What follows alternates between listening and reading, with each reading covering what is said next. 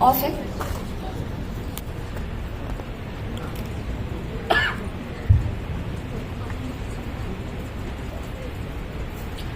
नमस्कार, माझं नाव सिद्धी नितीन कवडे.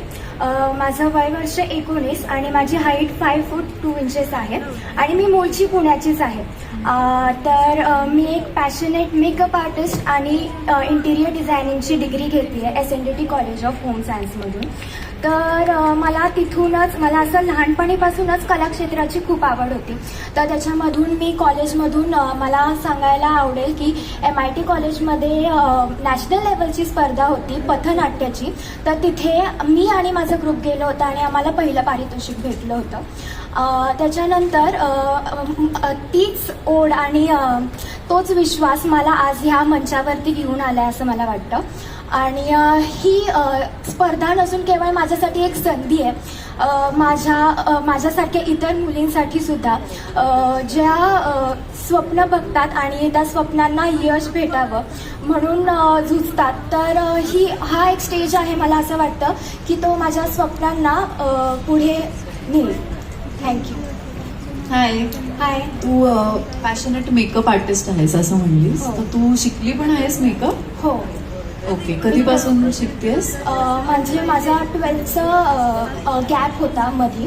तर 2-3 महिन्याचा खूप गॅप असतो आणि जसं मुलींची इच्छा असते ना की मला मेकअप आवडायचा म्हणून मी तो क्लास केला आणि त्याच्यानंतर तो एक माझा करिअरचा असा एक भाग छान झाला असं मला वाटतं आणि मी आता ब्रायडल ऑर्डर्सही घेते. सो तुला असं वाटतं का की पॅशनला एज्युकेशनची जोड असली पाहिजे?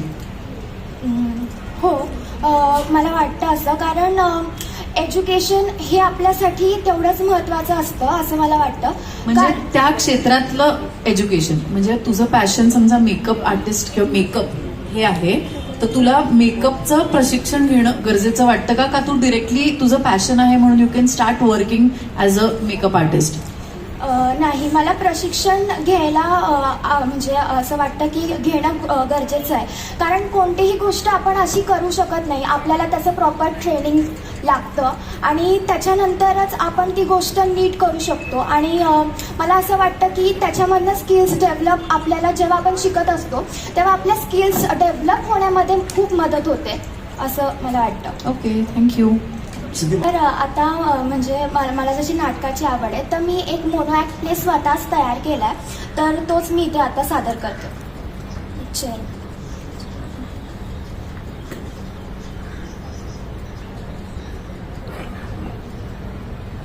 तर मोनो ॲक्टबद्दल मी छोटंसं सांगते की मृणाल आणि स्नेहा ह्या दोघी मैत्रिणी आहेत आणि त्यांच्यातला हा संवाद आहे. तर मृणाल ही खूप धाडशी अशी व्यक्ती आहे आणि स्नेहा आहे जिला थोडासा आत्मविश्वास, थोडीशी तिच्यामध्ये कमतरता आहे. तर आणि जे स्नेहाचं आहे तर तिला लग्नासाठी तिचे फ्रेंड्स फॅमिलीकडनं जास्त हे होतं आहे की तू आता लग्न कर. आणि आता बघूयात की या स्टोरीचं पुढे काय होतं. तर स्टार्ट कर.